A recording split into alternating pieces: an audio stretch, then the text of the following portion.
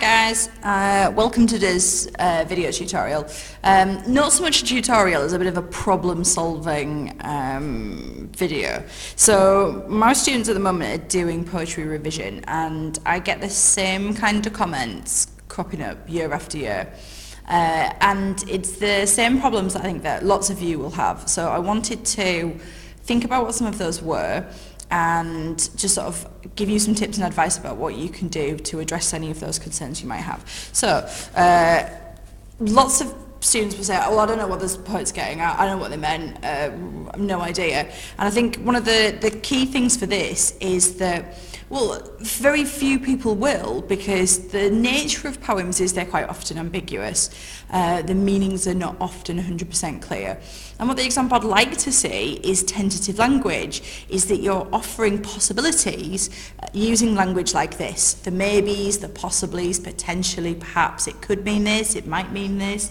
So rather than actually sort of speaking in certainties, it can be really useful and get you lots of marks to talk in terms of what it might be doing. So no one expects you to crawl into the mind of Wilfred Owen.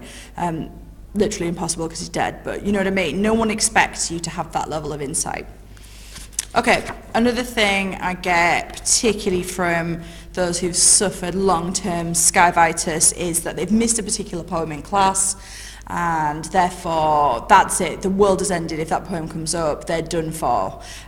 You may have missed a particular poem for absence, your teacher might have been sick, there might be any number of reasons, but the thing is not to get into a panic and not to get worried about that. Okay, you've missed a poem, but there's loads of things you can do. So there's some brilliant YouTube tutorials, just search for whichever that poem might be. You'll get loads of brilliant teachers walking and talking you through them, annotating them for you. So get your copy of your anthology or your copy of your poem and annotate along with that person, whoever's doing that. There's a great website called genius.com, so at the top of that just do a search for whatever poem, and it's really brilliant because you've got the poem annotated, lots of critical comments and analysis of each poem. There's a brilliant poetry revision guide, all annotated, loads of context. It's by a guy called Mr. S. Cox.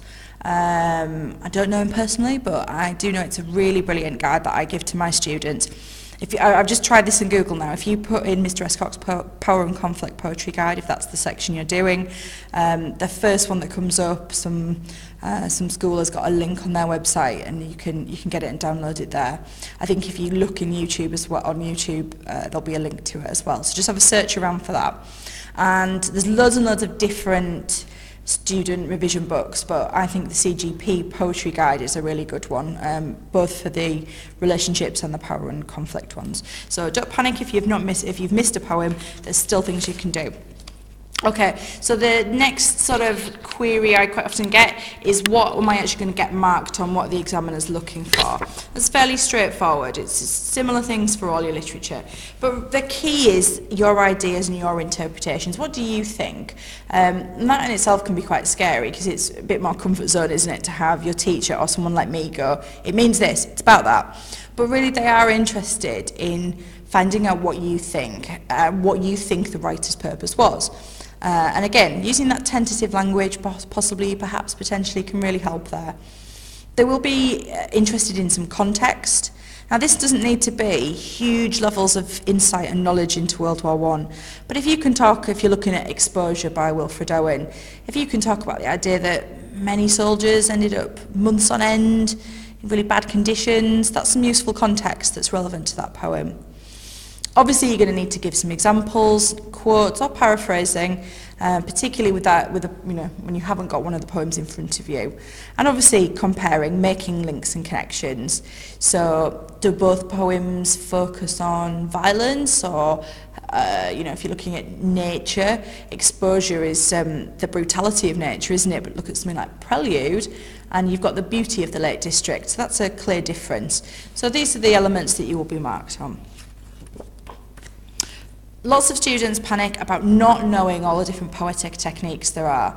And actually at this stage, particularly if you're in year 11, it can sometimes get a bit worrying if someone just whips out a caesura and you're like, I don't know what that means, I'm going to fail. And I think sometimes terminology and techniques can actually just really worry you. I totally get that. I think don't panic if you don't know them all. Obviously try and make some efforts to learn the techniques and be able to pick them out and identify. But the key thing is not to panic. What I would remind you of is that it is your ideas and interpretations that count. Students sometimes put 5 million terms down, techniques, but actually if you've got nothing to say about your example, you're going to be really limited on the marks you get anyway. This is my kind of list of ones I'd encourage you to try to remember. Just reading this, it's really indecipherable. I've got to find some better ways of writing this. Okay, so adjectives, verbs and adverbs, they're the key things, and they're often going to indicate to you emotion and therefore lots of the meaning. Think about bayonet charge that begins with that adverb suddenly. It really sets the tone and the pace, the urgency of the soldier, the frantic thing, the idea he's unprepared. And then other techniques like alliteration, simile, metaphor, juxtaposition and repetition. And really if you can remember those 8, you've got a good range, good sort of toolkit to attack most poems. But ideally you would make some terminology revision cards. There's online quizzes that are really good to do. You can even have a mind map of different ones. And obviously as you go through annotating poems, look for examples to identify as well. So that's going to help with your unseen poetry as well. Okay, wondering how you compare. What does comparison actually look like? Well, I've talked about how you plan for subject, style and structure in other tutorials. To me, a comparison about what they're about, what are their themes and ideas, the messages, the topics, the style. And by style, really, we're looking at language and kind of mood and tone that it's written in, and then structure. All the things like repetition. Is there rhyme? Is there some questioning? How is it being put together? Is it chronological? Is it first person? And so you've got 45 minutes to answer your comparison question for either power and conflict or the relationship clusters. So I would be encouraging you to spend a minimum of 5 minutes putting a plan together. And so as you make your notes on each of the poems, you'll start to make connections and you'll be able to draw similarities and differences out of that. Have a look at my tutorials on comparing poetry to get some more ideas around that.